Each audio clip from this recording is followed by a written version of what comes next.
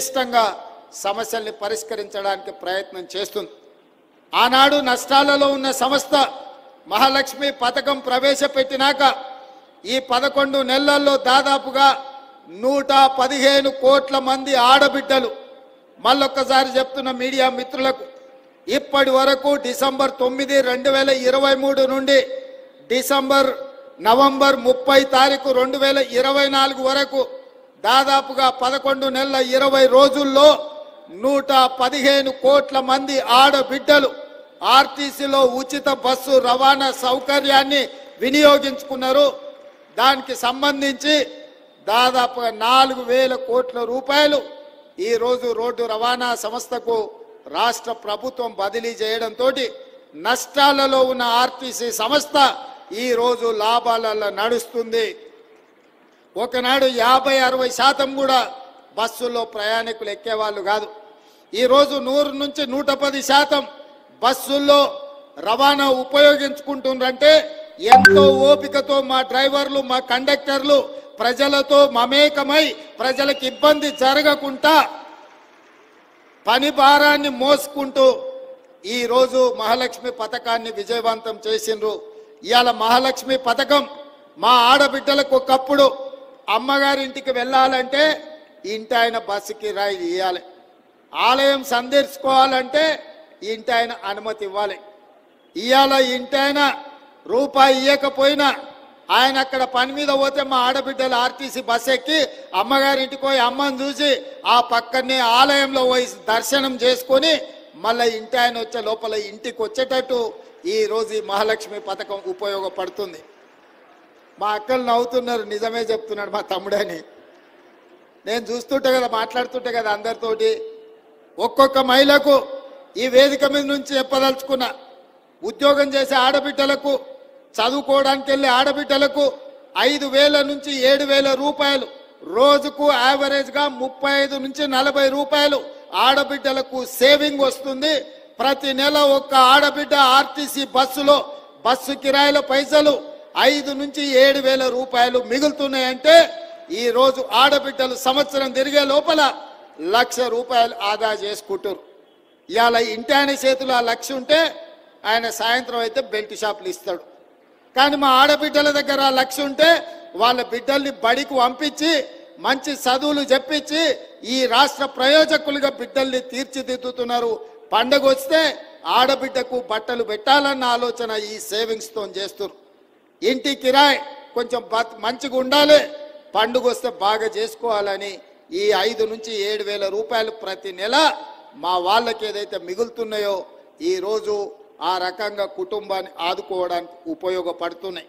ఇదే కాదు, 200 యూనిట్లు పేదవాళ్ళ ఇంటికి ఉచిత కరెంటు 200 యూనిట్లు ఇవ్వడంతో దాదాపుగా 700-800 రూపాయలు ఈరోజు పేదవాళ్లకు మిగులుతున్నాయి.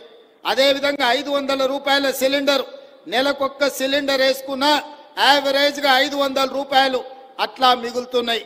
అంటే 6 గ్యారంటీలలో ఆడబిడ్డలకు బస్సు ఉచిత ప్రయాణం కావచ్చు, పేదవాళ్లకు 200 యూనిట్లు ఉచిత కరెంటు కావచ్చు, 500 రూపాయల సిలిండర్ కావచ్చు, రాజీవ్ ఆరోగ్యశ్రీ ద్వారా ఇంట్లో పేదవాళ్ళకి ఏ ఇబ్బంది వచ్చినా 10 లక్షల రూపాయలు కార్పొరేట్ వైద్యాన్ని అందించడం ద్వారా యావరేజ్గా ప్రతి నెల సరాసరిగా చూసుకున్న 10,000 రూపాయలు ఈరోజు ప్రతి కుటుంబానికి ప్రత్యక్షంగా ఆర్థిక ప్రయోజనం చేకూర్చే విధంగా ఈరోజు ఈ పథకాలు అమలు జరుగుతున్నాయి. ఇదే కాదు, ఈరోజు బోనస్ ఒట్లు పండించిన వాళ్లకు గతంలో మీకు తెలుసు ఊరేస్తే ఊరేసుకున్నట్టే అని ఆనాటి పెద్దలు చెప్పిండ్రు.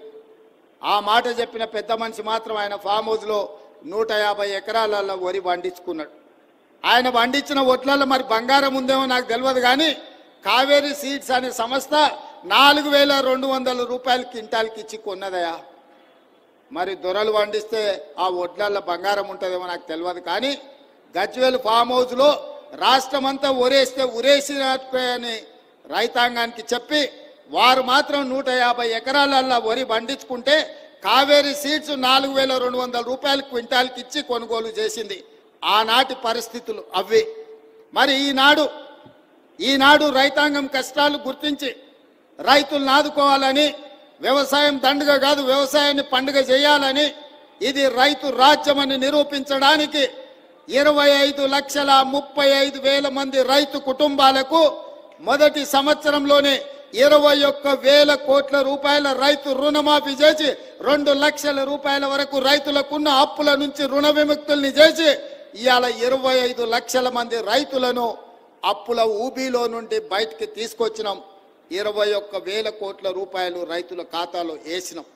ఇదే కాదు, ఓరేసుకుంటే ఊరేసుకున్నట్టు కాదు, ఓరేసుకోండి గిట్టుబాటు ధర ఇవ్వడమే కాదు, మీకు 500 రూపాయల బోనస్ ఇస్తామని చెప్పి ఇవాళ ఈ రాష్ట్రంలో రైతాంగాన్ని వరి పండించమని ప్రోత్సహించినందుకు ఈరోజు భారతదేశంలోనే రికార్డు. స్వతంత్రం వచ్చినప్పటి నుంచి ఈనాటి వరకు ఉమ్మడి రాష్ట్రంలో కానీ పంజాబ్ రాష్ట్రంలో కానీ ఏ రోజు కూడా 1,53,00,000 మెట్రిక్ టన్నుల వరి ధాన్యం ఉత్పత్తి చేయలేదు. మొట్టమొదటిసారి తెలంగాణ రాష్ట్రంలో ఈ వానకాలంలో రైతులు 1,53,00,000 మెట్రిక్ టన్నుల వడ్లు పండించి దేశానికి ఆదర్శంగా నిలబడ్డారు. చివరి గింజ వరకు రైతులు పండించిన పంటను సన్న వడ్లను మొత్తం 500 రూపాయల బోనస్ ఇచ్చి ఇవాళ మన ప్రభుత్వం కొనుగోలు చేయడం ద్వారా రైతులకు అండగా నిలబడతామని ఒక భరోసా ఇచ్చినాం.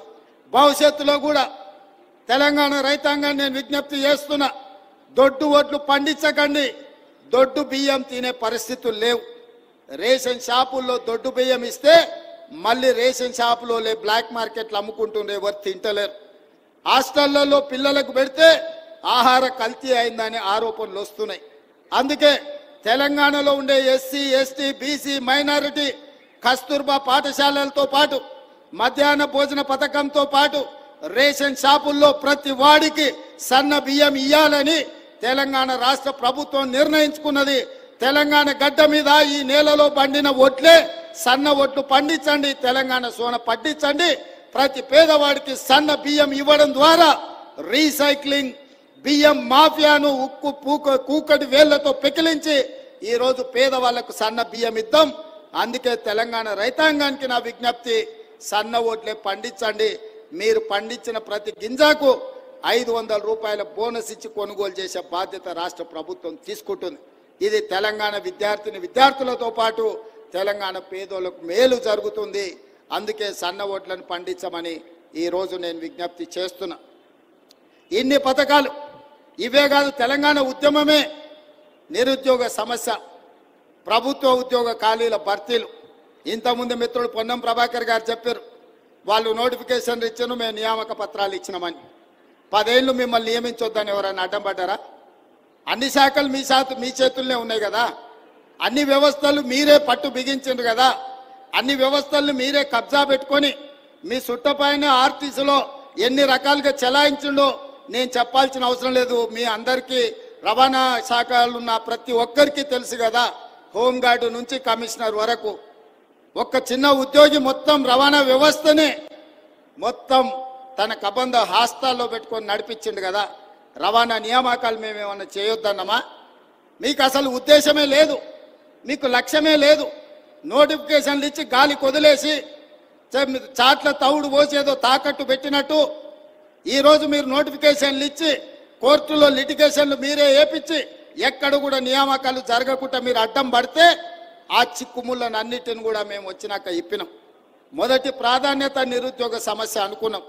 అందుకే మీరు నోటిఫికేషన్లు ఇచ్చి పారిపోతే 10 సంవత్సరాలు నియామకాలు చేపట్టకపోతే కోర్టుల్లో మూలుగుతున్న కేసులను అన్నిటిని పరిష్కరించి నిన్నటి గ్రూప్ 4 నియామకాలతోని మొదటి సంవత్సరంలో 55,143 ప్రభుత్వ ఉద్యోగ నియామకాలు చేపట్టి ఇంక్లూడింగ్ మీ డిపార్ట్మెంట్లో కారుణ్య నియామకాలే కాకుండా 113 మంది మీ ట్రాన్స్పోర్ట్లో ఆఫీసర్స్ నియామకంలో 97 మంది నియామక పత్రాలు